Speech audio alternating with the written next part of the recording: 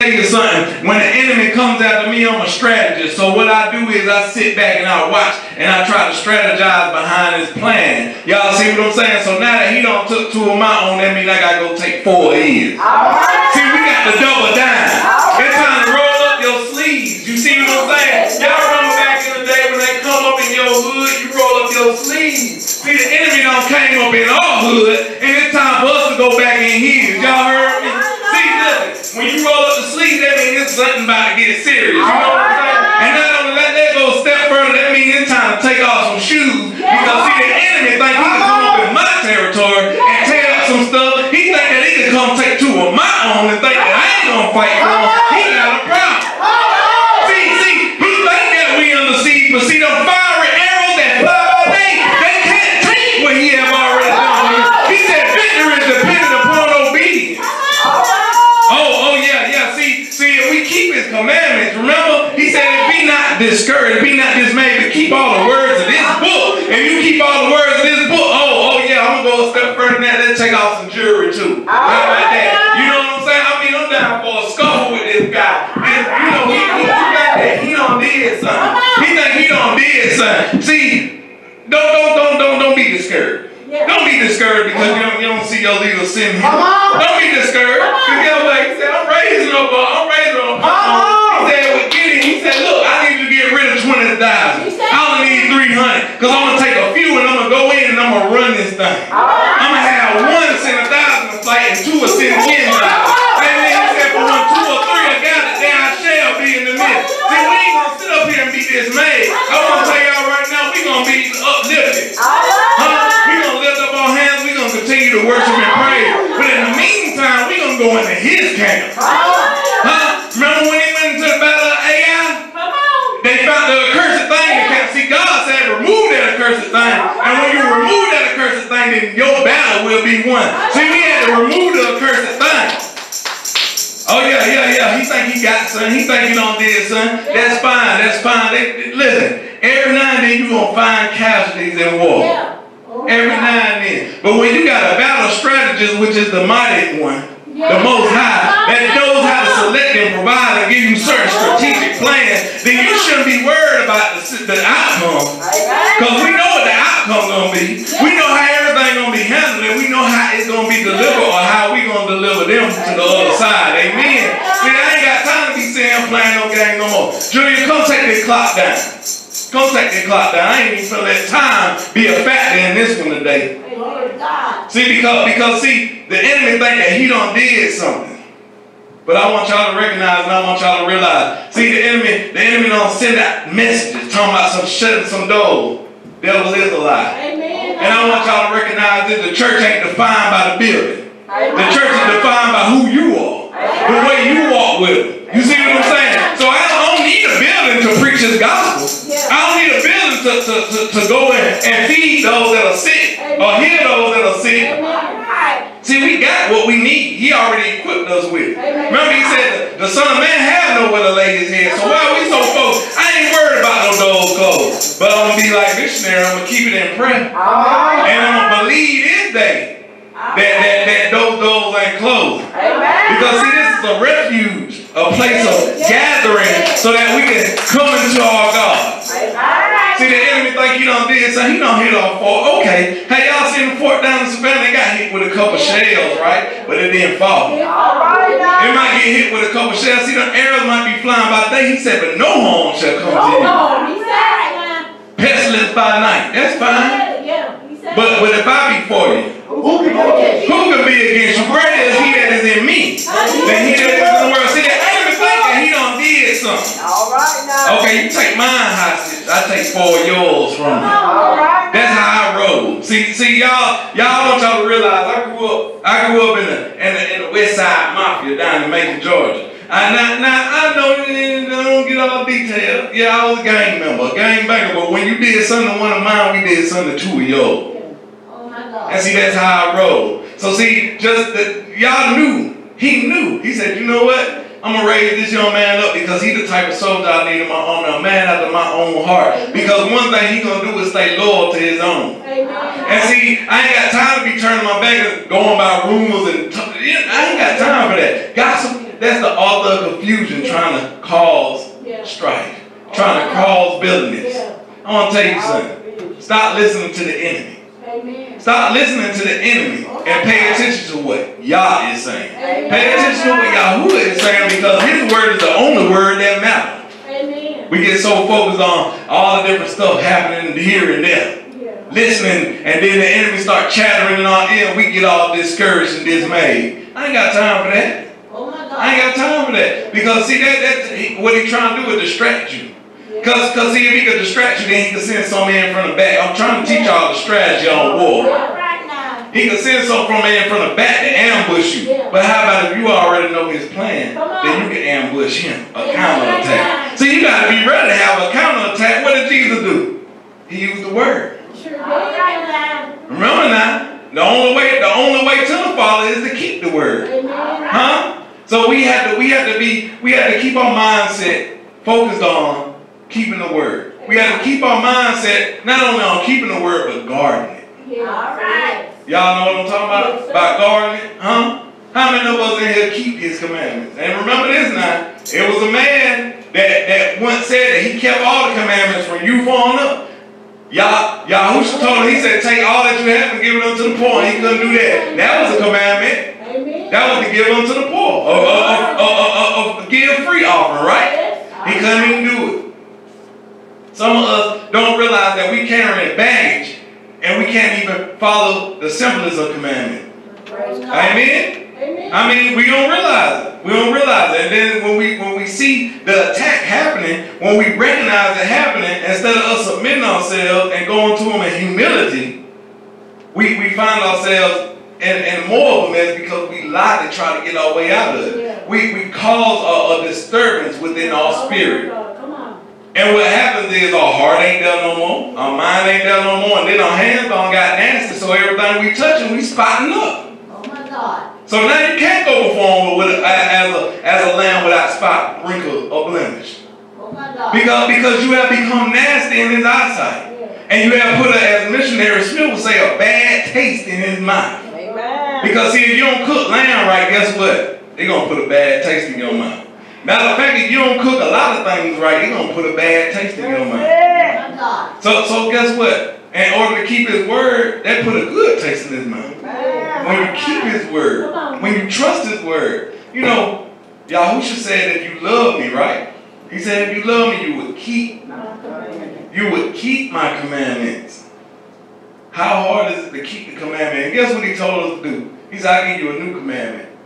Love your brother as I have loved you. And now if you can do that, you can follow through with the rest of the commandments. Because guess what? You're going to give to the poor. You're going to go see the sick. When they're in jail, you're going to be able to go visit them. These things will naturally happen. These things will naturally occur in your life. But remember what he said to the sheep and the goats. The goat said what? I did it. I did this for you. I did that. He said, if you didn't do it unto the least of these, see, you did it to who you wanted to do it to. But you couldn't do it unto the least of them. And when you can't do it unto the least of them, that's a problem. So this is what we have to get at in our walk. When we say, Lord, teach me how to follow your statutes, your laws, and your ways, you don't know what you're asking them, do you? Because see, we don't even fully know what a statute is. We don't even fully know what his judgments is. His ways are higher than ours, and even his thoughts are higher than ours. But guess what? He said that I will reveal these things unto you if you seek me diligently. He said, if you keep my word diligently, I will reveal these things unto you. So the title for this one is, if you love me, keep my commandments. Amen. If you love me, keep my commandments. Oh my God. And I was just and before I even go into my message, I want to share something with y'all. Right now, I feel some kind of way. Let's just be honest. I got a lot of stuff weighing on me. Okay? So before I get a word, I like to confess to y'all where I'm at in my mind, in my heart, and in my soul. Okay? Because confession is what? Good for the soul. So and normally in Bible study, when I have issues on my mind so I can empty myself and be filled with him, I usually confess. And I'm going to be honest with you, I have a lot of stuff weighing on me. Okay? My wife, she going through her situation. That's bothersome to me. It caused me to think a lot. And it becomes a burden on me. But you know what I had to do? I had to give it over to him. Amen. I had to trust him and believe him that at his word, he know what he doing, that I can trust him with her. Praise God. Okay? Another thing that bothered me is I had to deal with a lot of foolishness on my job. So now I'm not only dealing with at home stress, but I got work stress as well. But now I have to step into a building where I think I can come and have some form of relaxation, peace, and here it is right here at home in our house of God. You see what I'm saying? Confusion everywhere. But guess what? He said he's not the author of the confusion. Amen. He's the author and finisher of my faith. Amen. And if he's the author and finisher of my faith, I'm going to let my faith stay strong. So that way while I'm walking, I'm not looking by sight, but trusting him. Amen. Amen. So yes, I feel some kind of way. I have a little issues on me, but guess what? It don't stop me from being obedient to him. Amen. I'm just like every other man in here, and I never get up here and try to act like I'm something that I ain't. Come on. That's a problem with a lot of preachers and a lot of teachers and a lot of apostles and bishops in this day and time. They won't admit when they have an issue. They want us to think that they are Superman. There is no Superman but Yahusha. Amen. He's the only one, and guess what? Even he fell before the Father and asked to remove this cup. Amen. Okay? So I want everybody to recognize, regardless of what you're going through, be willing to go to your brother or your sister. Be willing to go to them in obedience, because that's keeping his commandment. Right? Amen. By me being able to go to my brother and sister in love and say, hey man, I got this going on with me, and trust you enough not to take it back out there and just revile it. We have to recognize that we can go to one another. The strong must do what? How do we know when you're weak if you ain't telling nobody? We have to be able to do that. And so I'm coming to y'all, keep me in prayer. I have issues all the way around. But guess what? I know how to deny myself. It's one thing, to deny yourself and still do it, but to have it weighing on you while you're doing it is a different story. You can't carry burdens around with you. He said, my burden is light, my yoke is easy. So how can I trust him upon his word if I ain't giving it over to him? See, I had to let it go just then. Y'all ain't see what I did. He caught after I released. See, I released it so that he can catch it. Now I don't have that burden on me no more. I'm light as a feather. So now I can disperse the word to you and give it properly. See, that ain't happening in no churches nowadays. We get together and we think that we have a credible Hulk sitting up here on the pulpit. He can't be touched. He's unstoppable. Devil is a lie, and proof is in the pudding. Amen. Proof is in the pudding. All right now. Amen. Mama said, all right. Look at this. Look at this. I want to start off from Matthew chapter 5. Matthew chapter 5, starting from verse 15. YAHUSHA said, do not think that I came to destroy the Torah or the prophets. Y'all know what the Torah is. That's the law. The prophets is the Tanakh. Well, Isaiah and all them, right? He said, I did not come to destroy, but to do what? Complete. I came to fulfill. So why in so many Christian churches today we saying that the law was done away with? Portions of the law was done away with through Christ going to the cross. But not every law was done away with, okay? He said, for truly I say unto you, till heaven and earth pass away, one jot nor tittle shall by no means pass from the law till all be done. Then he turned around and said, whoever then breaks one of the least of these commands and teaches men so shall be called what? Least. Least in the kingdom of heaven. Do you want to be called least? Because you're teaching people that it's okay not to keep his commandments. We were taught growing up that you don't have to keep the Sabbath, because the Sabbath was corrected through Jesus rising on Sunday. Devil is a lie. He said keep the Sabbath always and forever through each generation. Did he not? Okay. So why do we overlook it as if it's not a holy day that's set apart? Amen? So look. So then he goes down and he said, but whoever does and teach them, he shall be called what? Great. Great in the kingdom of heaven. I want to be called great. I want to hear, well done, my good and faithful servant. Amen. I don't want to get to that point in that place in time, and then I'm right there before him thinking that I'm done all that was right, and then I'm told to depart from me, ye work of iniquity, for I never knew you. He said, ye that work what? Lawlessness. And what is lawlessness? That means that you don't keep his commandment.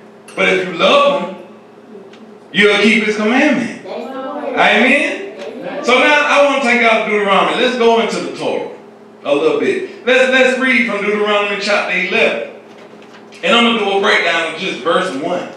Because we need to know what the judgment is. We need to know how we keep his word.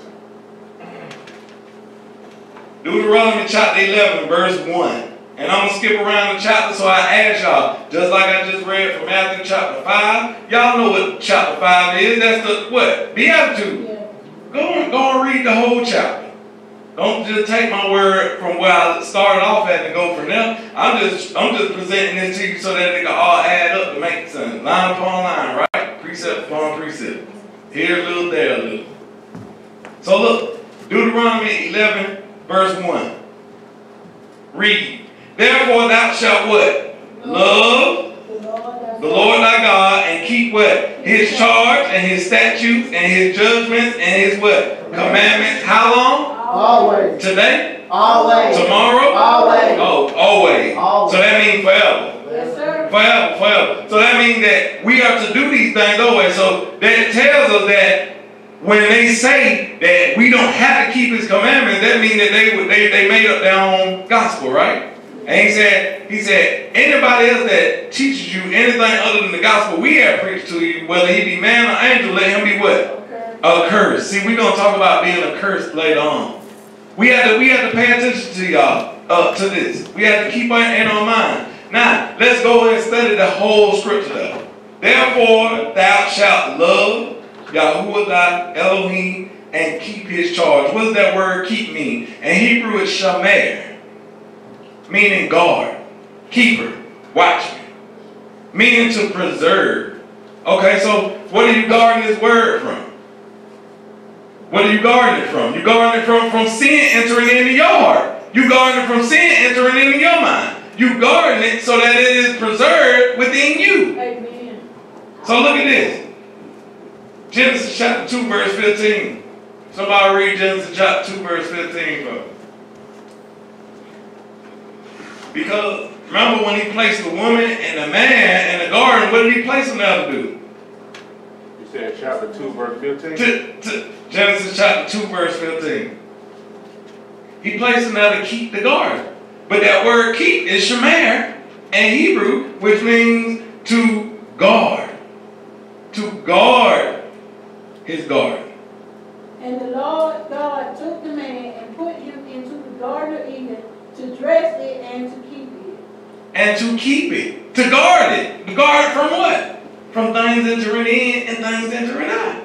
And it's the same way with us. The word, we are to guard it so that it stays in and that nothing else, well, that it wides in, sin doesn't try to come in and take it out. Because once sin enters in, then the word is removed. It still be there if you taught it, but the thing is, it will cause you to stray, it'll cause you to stumble, it'll cause you to go a whole nother route than what Yah is calling you to go. Genesis 3 and 24. Genesis 3 and 24. So he drove out the man and he placed at the east of the Garden of Eden cherubims and a flaming sword which turned every way to keep the way of the tree of life. It's to guard the tree of life. YAHUSHA become your tree of life.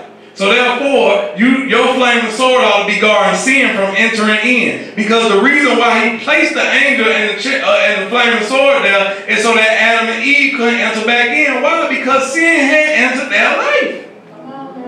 Sin had entered their life. And there's so many of us that don't recognize that sin has entered our life and wonder why we ain't getting no closer to Yah sitting here in the house of God. We sit here year after year, but what we doing? What is happening in our lives? Are we getting closer? Are we getting delivered? No, why? Because we don't keep his commandment. We don't. And let's just be honest with you. If I read off of the 10 commandments, we don't keep half of those commandments.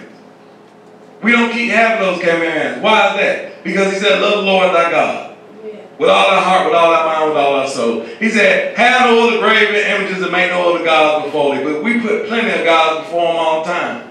I start naming restaurants that some people consider a god. McDonald's, Burger King, etc. Our TVs, our phone. We even got basketball players that we know all the stats, all their stats. But we don't know that one scripture that can save our soul. That can save us soul. And then, yet, we think that when we come sit in his house, because we sitting right there in the congregation, I'm saved. We don't understand salvation. Then they say, once saved, always saved. But what are you saved from? You ask a Christian, what are they saved from? And they can't even tell you. They think they saved from their sins. But then the Bible tells me that your sin will do what? Find you out. It'll find you out. So if your sin will find you out, it don't matter where you sitting at in the house of God, even if you sin right here. Won't it find you out? It'll tell on you, won't it? Because what happened, you'll begin to start smelling. And if you start smelling, Yahuwah said, I don't even want to taste that.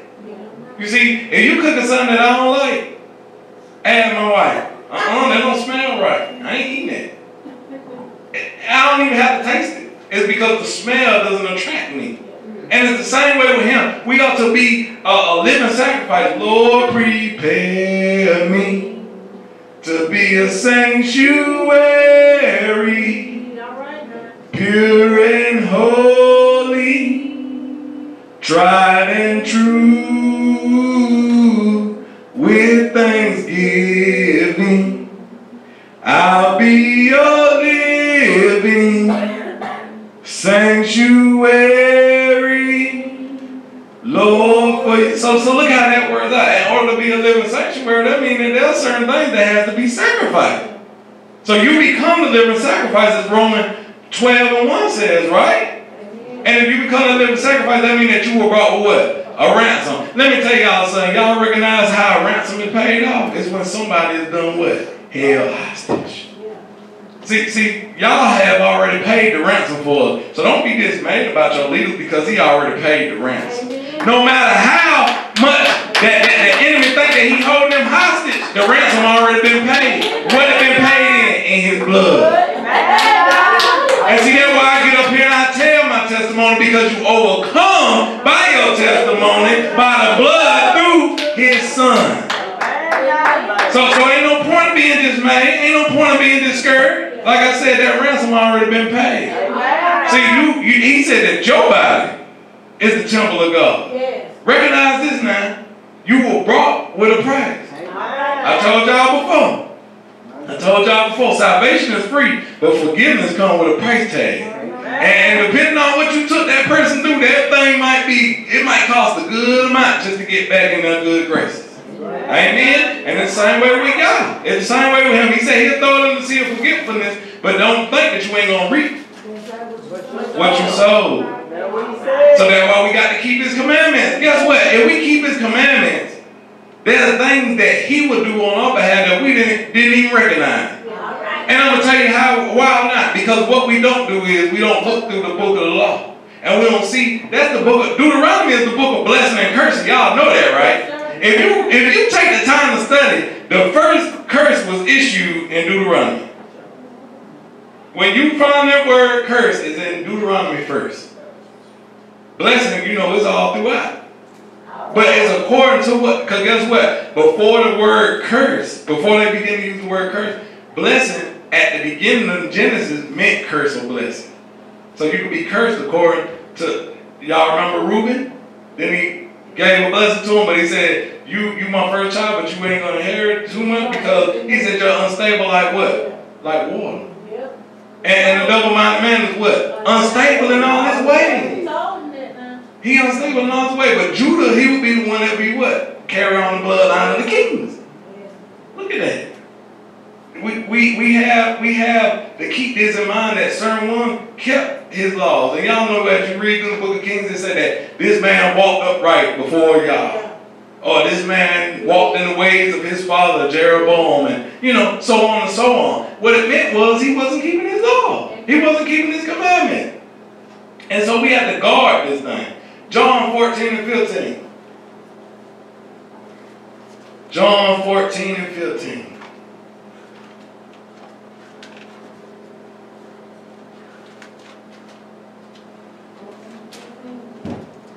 John 14 and 15 say, but, go ahead. If you love me, keep my commandments. If you love me, keep my commandment. What does 1 John 5 and I think 5 and 3 say? 1 John 5 and 3.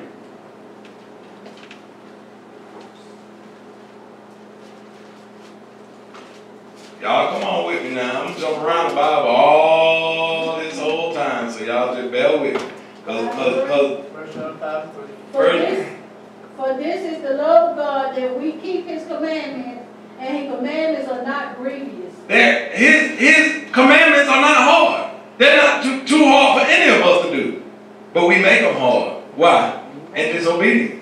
When we disobey him, then we wonder why things are happening so strategically. It seems like it's a strategic plan of the enemy. God have allowed the hedge of protection to be removed. Amen. Amen? And there are certain things that come upon you. Why? Because you're not keeping his charge. Look at Deuteronomy, back in Deuteronomy verse 1. He said, therefore thou shalt love Yahuwah thy God and keep what? His charge. What is his charge? His charge is his word. His charge is the service that he has placed you in. The watch that he has put you on. How many of us are watching? How many of us are praying? How many of us are keeping our injunction or obligation? Let's talk about injunction. Injunction is an order from a court of law that says something must be done or has to be done. It must be done. So when he gives us a charge, he's saying this must be done. In order to keep my commandment, you have to do what? Love your God.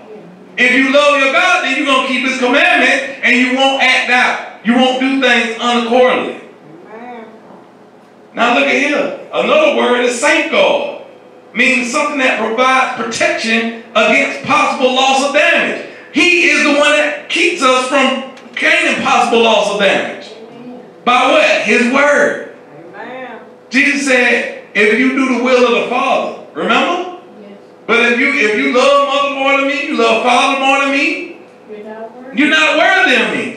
But him that does the will of my Father, that's who my brother is. That's who my mother is. That's who my father is. We have to keep that in mind. Lord. That word charge is meshmereth. And Hebrew, meshmereth.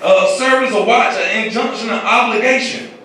And we are obligated to do what? Keep his word. Amen. We're obligated to walk accordingly and live his word. Not just keep it, but guard it with your life. You understand what I'm saying? Like, if you guard something with your life, you treasure it.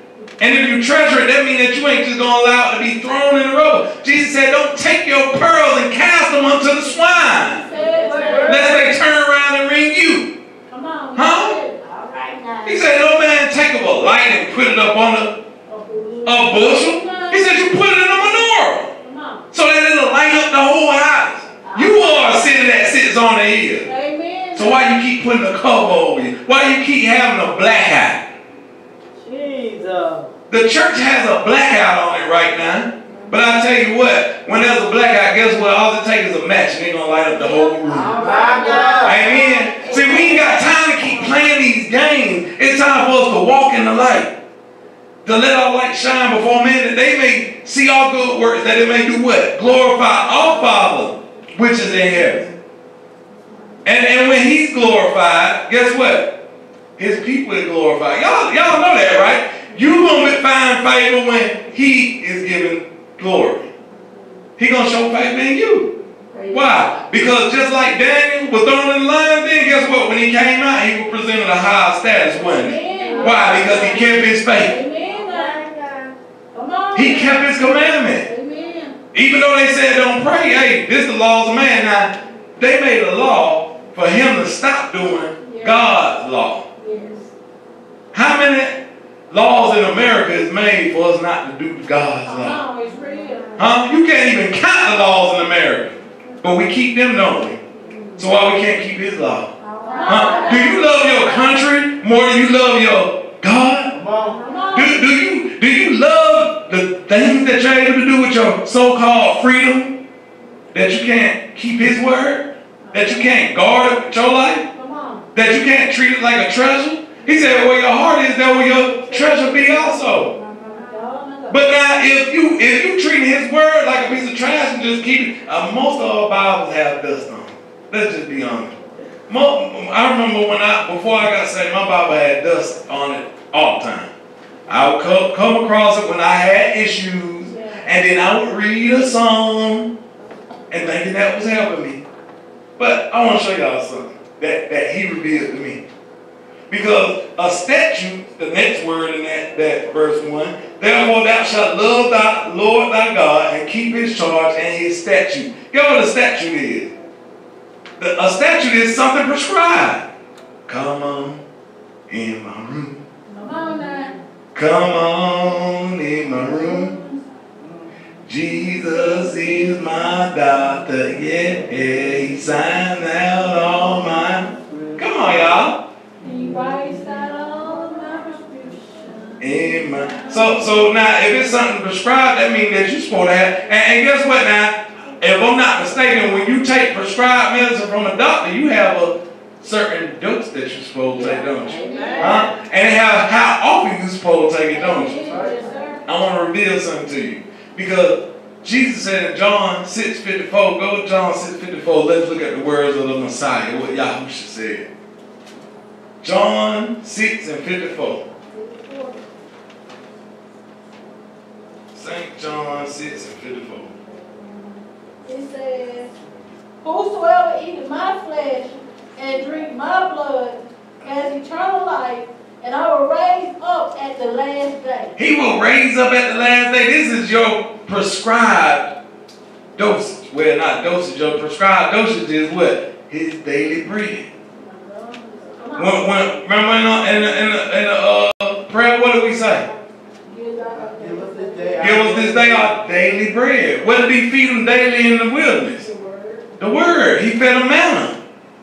So it's the same way. We got to take our daily bread, our daily dosage. We are prescribed his word that we may guard it, that we may keep it, that we may hold it dear to us, that when threats come, we know how to fight back.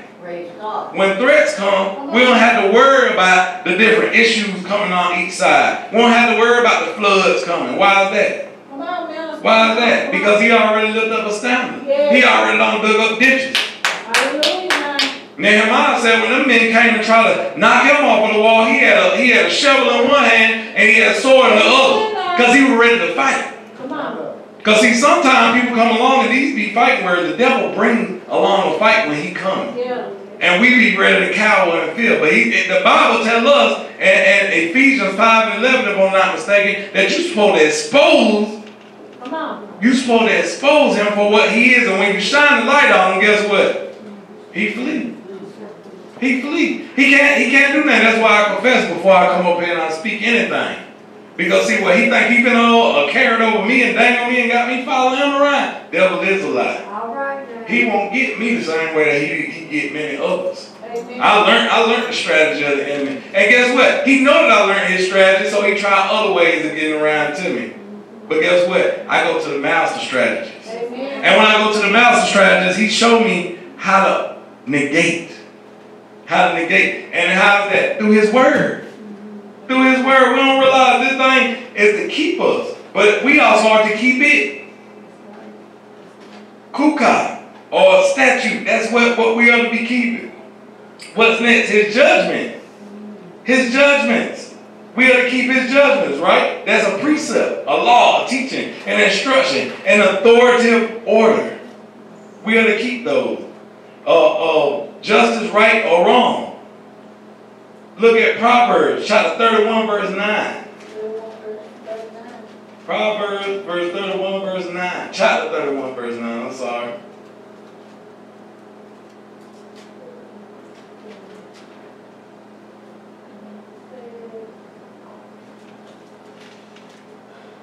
It says, open your mouth, judge righteously, and plead the cause of the poor and the needy. Proverbs 31, verse 9. Chapter 31, verse 9. You're supposed to open your mouth and judge righteously. Y'all remember what YAHUSHA said in John chapter 7, verse 24? John chapter 7, verse 24.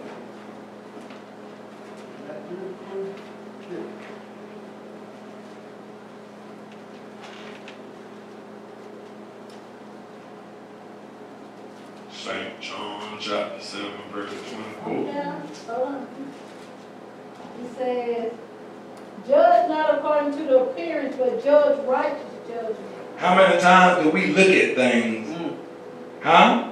How many times do we look at the appearance of things and judge it and not judging it properly? It's true. Huh? We hear something and off the rip when we hear it, we don't know the whole truth, we don't know the whole story, but we're ready to judge it. Yeah. Huh? We get a text message and not reading it in the proper context, and then we get frustrated and mad, and we allow it to cause our judgment to be false. Yeah. But he said you judge this thing righteously, not according to its appearance. How do you judge it righteously? You go to the Father. You go to His Word. When you go to His Word, that's what Solomon did. I'm telling y'all, through His Word, what you do. He sought Him for His wisdom. Amen. Remember? He came to Solomon while he was in the dream, and he said, Solomon, what do you want? He said, wisdom to judge your people. Remember the lady brought the baby before him? And the other lady was sitting there with the baby. Now, if he judged according to the appearance, he would have gave the wrong woman the wrong baby. He would have gave the wrong woman the live baby and the other lady the dead baby. But he didn't judge according to the appearance. He used wisdom on that. He said, I'll tell you what, let's split that thing down the middle. We'll split that thing down the middle. But see, the mother that loved and kept His commandments, what she do? She said, no, just let her have the baby. Let her have the baby. That's how He made that wise decision. And see, so a lot of times we have to use the word against the enemy. And guess what? He'll tell on himself. See, the other lady was willing to be selfish and let the baby get cut up. That told on her. But the other lady was selfless. And a lot of times when we're willing to be selfless, that means that you're keeping His word. A lot of times when we're willing to sacrifice, that means that you're keeping His word. A lot of times when we're willing to deny ourselves, that means you're guarding His word. And you're not allowing foolishness to enter in. And you're not allowing the tricks of the enemy to overtake what you should be doing. Amen? Amen. Amen. So now, let's look at the word commandment. Because we always think that His commandment is just those 10 commandments. There are many different sets of commandments out there. But I do want to make it clear to you that you can't personally keep every one of them. Because there's some for the priests, there's some for the kings, there's some for the women, there's some for the men. But there's some that everybody is to keep. And guess what? Even though YAHUSHA couldn't keep every one of them personally, He kept them. Through what? Obedience. How do we keep His commandment? Through obedience. Obedience is only given through, living righteously. Comes through obedience. Obedience comes through living righteously. And then you're given a pure heart, a pure mind. And that's where those crowns come in. Missionary was talking about earlier. You can't receive a crown of life if you fall into every temptation. You can't receive a crown of glory if you ain't able to suffer for Him a little bit. All those things come with some sacrifice. But it's by keeping His word that you're able to do it. So if you love Me, keep My commandment. He said you will keep My commandment. Or in other words, you will guard it. You will guard this thing with your life. If you're guarding it with your life, that means that guess what? I don't do away to keep. Yeah. Because I ain't letting nothing in, and I ain't allowing nothing out. Yeah. I sure ain't allowing sin in, and His word gonna have to stay close. Because that's the only thing that's keeping me in this day. How many, I tell my son, I said, you know why I worry? And why when I ask you where you going and what time you coming back, I want to answer? It's because I hear of children getting snatched up. I hear of the kid that just got shot for no reason. Or somebody that just murdered the young man. Amen. And then we don't know what's going on. We don't know why this happened. It ain't no reason to the story. Now some of it you could double back and you could say, oh, that was a drug deal. But when it just happened out of the blue for no reason at all, just because of hate, that's a problem. And so I want to know, I want to know. And so that's when I tell them, if you love me, you'll keep my commandment. If I ask you to do something, you're going to do it properly. Now, you might not understand why I'm telling you or why I'm coming to you about this, but I know the outcome. And it's the same way with the Father. He knows our outcome. So when he tell you to confess, confess. When he tell you to go and ask for forgiveness, go and ask for forgiveness. But guess what? Also, when he chastises you, you got to be willing to accept that. Because chastisement is not easy to accept. Correction is not easy to accept. But you have to be willing to lower yourself to say, you know what? You are right in all things. And you have the answer for all my problems. But when I'm constantly saying, or say for instance I call you and I say I have an issue, and then I come to you with my issue, but I still think I got all the answers. What was my purpose for coming to you? And a lot of times we do that to the Father. We go to him with an issue, and then when he tells us what we need to do to fix it, we grovel at him.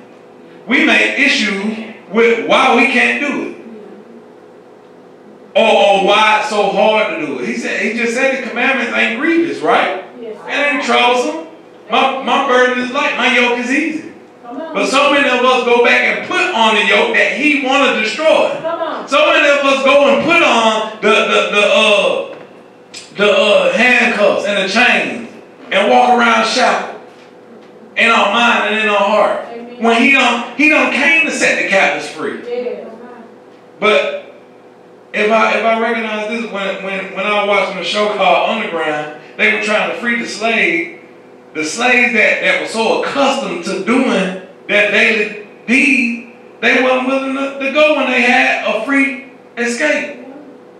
And they would let us set the captives free. And see, so a lot of times, when YAHUSHA comes and he has opened up the door that you may escape, we stay in the place where we at because we so comfortable. Yeah. And then we turn around it is. We so comfortable with the state that we're in that we're not willing to go a step further. And so therefore we find ourselves in the worst state that we was. Come on. And then it get worse and worse year by year. Then you see somebody that you grew up with, you be like, my God, we the same age, but you look 60. It's real now. Because this stuff, it tears away from your lifespan. And so therefore, when you don't keep his commandment, guess what? You keep stress. When you don't keep his commandment, then guess what? You keep bitterness. When you don't keep these things close to your heart, other things come in and overtake your heart. Now I want y'all to realize that one thing that he's teaching and he's showing us is when you go back and you keep his commandments, when you follow his law according to what it... See, remember Paul said we're not governed by the law, but we're subject to the law. Why? By the Spirit. That's the only way that we're under the law. We're under the law by the Spirit because the Spirit going to keep his commandment. Amen. How many times have you went, and I'm going to use something for me at work, okay? I see somebody's pen, I get ready to take it. Just because it's somebody's pen that you know don't mean that it's okay for you to take it. Or say, for instance, it's a pen, and I'm using something small in detail. And I get convicted about that. But if you can take something from somebody such as a phone and not be convicted, you need to check yourself. If you can go out and you can commit adultery and not be convicted, you need to check yourself. If you can go out and make another God before your God, you need to go and check yourself. Because if you love me, he said, you will keep my commandment. So many of us create idols in our heart. So many of us commit adultery in our heart. So many of us do things that he isn't calling us to do, hasn't given us a commandment to do, haven't even spoken a word of, and yet we do it. David counted the people, and God didn't even give him the word to do it. And guess what happened?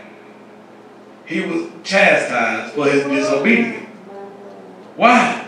Because he allowed another God, lowercase g, which was Satan. And if you can find it out now, because in Kings, it don't say that Satan told him. But if you read in Chronicles, it say that Satan told him to do it. So if you read it, it kind of throw you off in Kings because it's like, hold on, God told him to do it, but yet he still punished him? No, Satan told him to do it. And in his doing it, guess what? God gave him the objective. You can have these things done by man, or you can allow my hand to have it dealing with this. And anytime that God gives you the choice of whether you want him to chastise you or man, you better take God. I know that's right. Amen. Because man, they're savages. Yeah. They don't care what they do to the next person. So we have to keep that in mind. We have to keep his commandments. No matter how, listen, he said, not one jot nor tittle shall pass away from this word. Heaven and earth shall pass away, but my word shall remain. So what makes us think that because Jesus went to the cross, the commandments died with him? Not so. And there's so many church teaching this, and so many churches that have led people astray because they think that it's okay to operate outside of the law.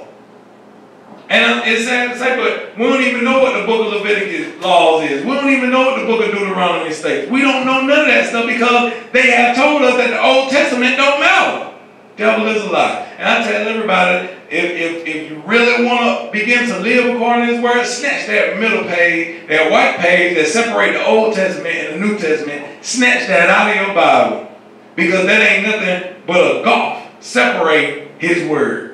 And his word ain't separate. It's all the same. Jesus said, I came to fulfill and complete this thing, not to change it. So how is it that in all day and all time it been changed?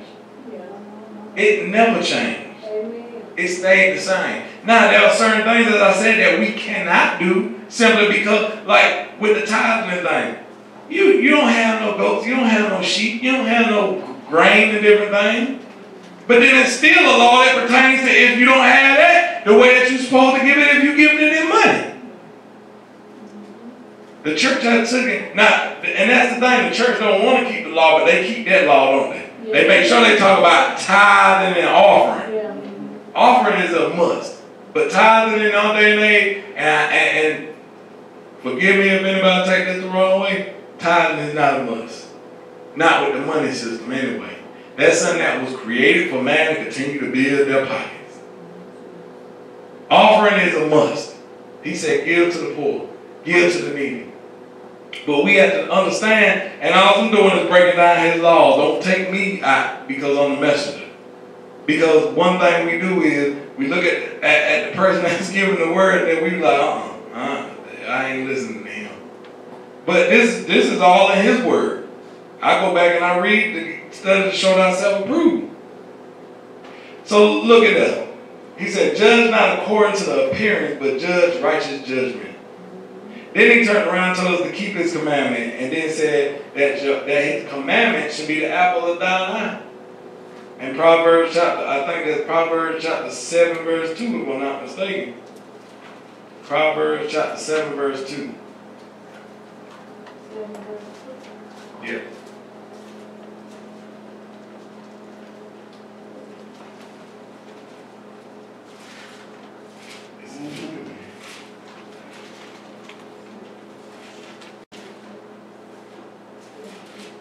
Keep my commandments and live, and my law as the apple of thine eye. Keep my commandments and live, and my law as the apple of thine eye. What is the apple of thine eye? Something that you treasure, something that you hold dear to you. Meaning that you're not going to allow it to displace you or have you acting out of character. Missionary was talking about earlier how our conduct should be good. It should be a good behavior that when people see us, they recognize us. They guy at work said to me the other day, he said, hey man, are you a man, a God or something like that? I was like, yeah, I'm a minister. I don't usually, tell nobody that, but he was like, man, you ain't got to tell nobody. It's just on you. I can just tell. He said, I feel the spiritual presence around you. So I was like, well, thank you, God. I don't go around publishing that at work. And that kind of told me, okay, it's evident when you keep his commandments, when you safeguard it, when you hold this thing dear enough to you, people will recognize the way that you carry yourself. You know, it won't change. You won't change. Why? Because he don't change. His word don't change. So that means that you won't change. That means that regardless of when you go out around other people, you're going to be the same. If they drinking and carrying on, you know how to separate yourself from them. Huh? Just because you had a funeral with family and they been carrying on that night, that don't mean you got to. Just because you go to Thanksgiving dinner, don't mean that they drinking, you have to. Amen. That just means that you need to be letting your light shine. And then letting your light shine, that means you're doing what? The will of the Father. Amen. You keeping his commandment. So now, look at this. Because let's skip down from Deuteronomy chapter 11, verse 1. Let's go to 26. And like I said, go back and read the whole chapter for yourself. I'm just skipping around because, hey, a lot of it is very detailed. But he took me down to 26. He said, behold, I set before you this day what? A blessing and a curse. A barakah is a blessing. Prosperity, a gift. I heard you earlier, missionary, talking about prosperity. Guess what this prosperity what he talking about? He talking about shalom. Ain't that how I preach out sometimes? Shalom meaning peace, well, healthy, safe, good, welfare, or joy. Huh? So why do we see prosperity as wealth? Because that's what we've been taught. And we've been taught that his blessing has always got to be something that we can touch, something that we can see, something that we can hold. And when it does, guess what? After a while, eventually you lose savor for that thing, don't you? Huh? Don't be certain things you just want so bad, and then after you get it, after a while, you just be like, why did I want it so bad? I spent money that I should have spent on that bill to get this thing, and now I'm sitting here with it and I don't even want to use it. Huh? I could pay my bill. Exactly. And we wonder why we so walk around with a curse on us. Because we want. Let's talk about the curse. The curse is vilification, execration. Vilification is to make vile, to speak ill of or defame or even slander. To slander. Didn't they do that to Yahusha? They slandered him, didn't they? Slandered his name. They spoke ill of him. They said things that were just out of his character. An example of vilification is a minority of grouping. Didn't y'all say that he'll make you a minority amongst all people?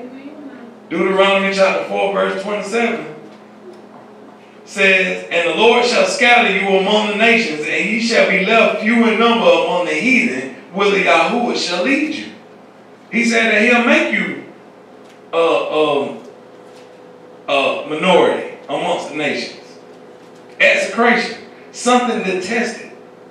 Execration, that's something that's detested. And Deuteronomy 28, verse 37, Deuteronomy 28, verse 37, this is what he states.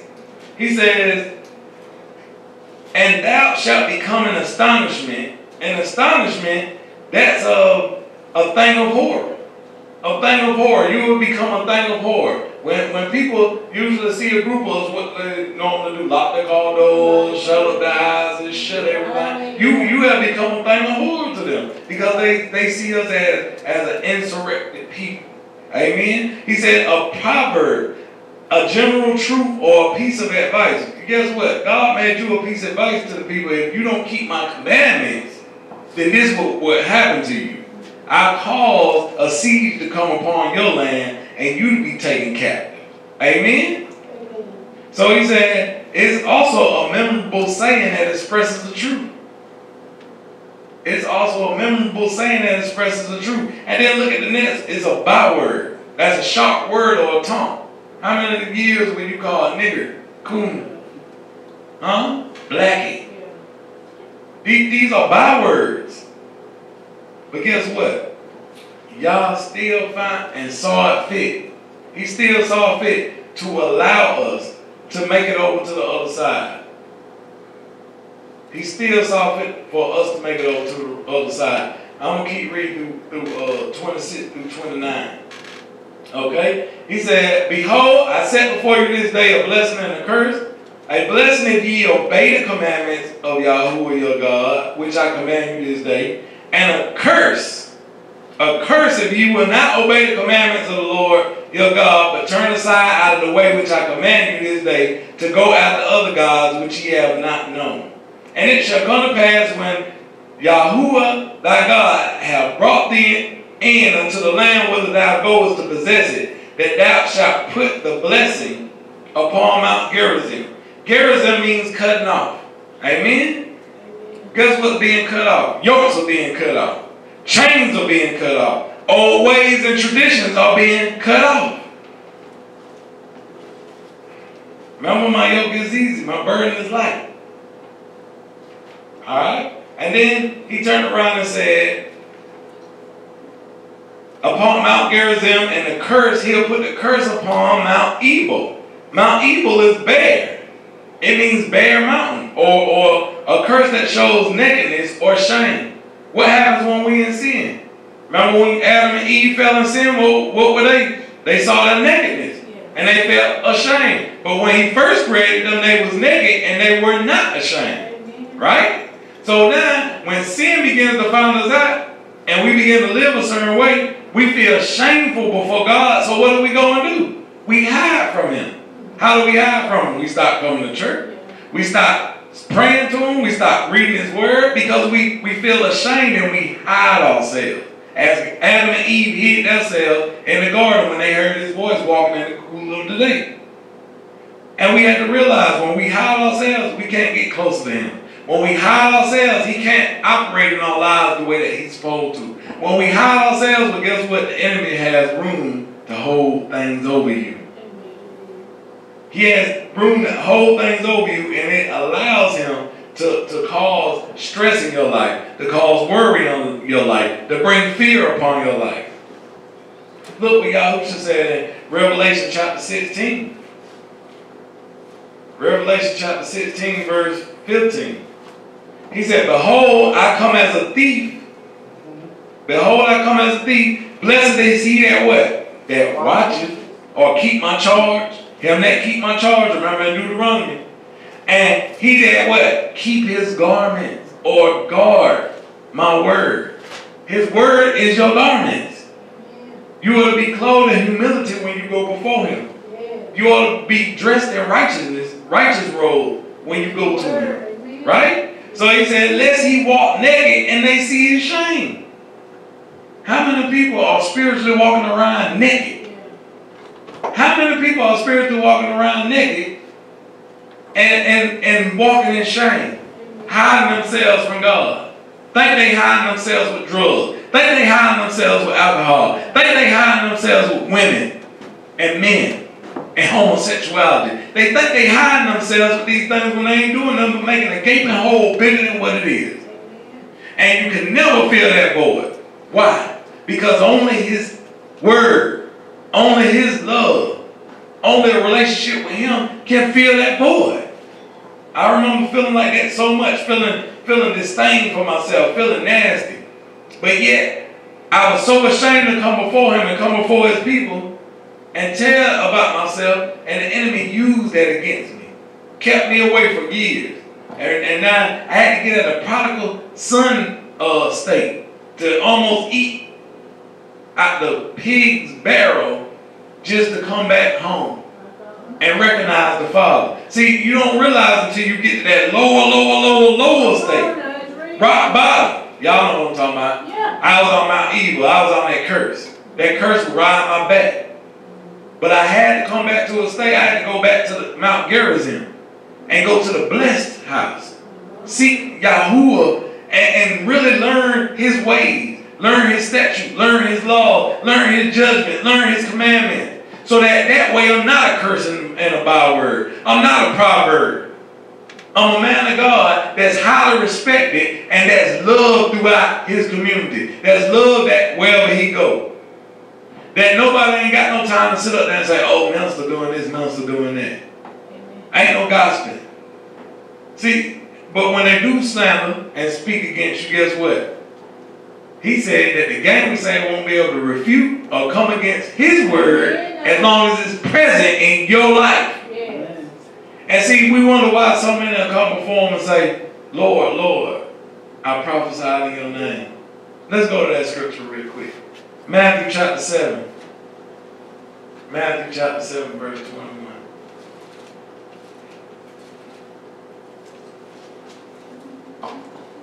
He said,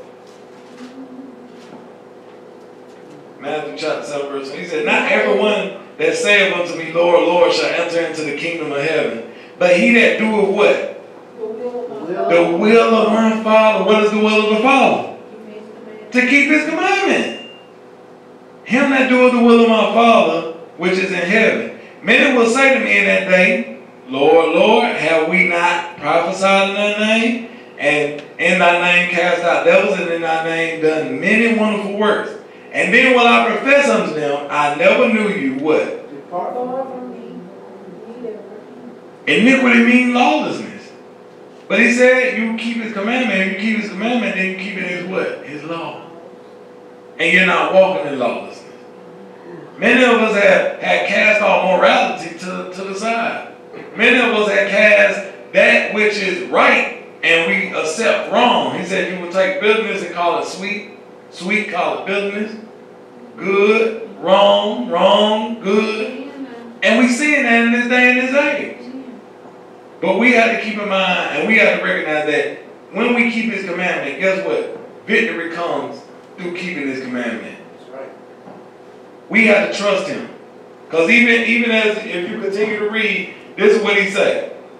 He said, therefore, whosoever hear these sayings of mine or keep my word and doeth them, I will liken him unto what? A wise man which did what? Built his house upon a rock. What is that rock? That rock is love, because he said, if you love me, keep my commandment. That rock is Yahusha. Amen. And everyone that hear these sayings of mine and doeth them not shall be what? Likened unto a foolish man which did what? Built his house upon sand. And the rain descended, and the floods came, and the winds blew, and beat upon what? That house. And it fell great, and great was the fall of it. So just remember, keep his word. Trust him with all your heart. And no matter how much it may seem like, the world is coming up against you, if you keep his word, nothing will be able to harm you. Nothing will be able to knock you down, and no flood surely can't overtake you. Amen? Amen. I love you. Yahuwah loves you. Don't forget to sing. Thank you, Yahushua. Amen.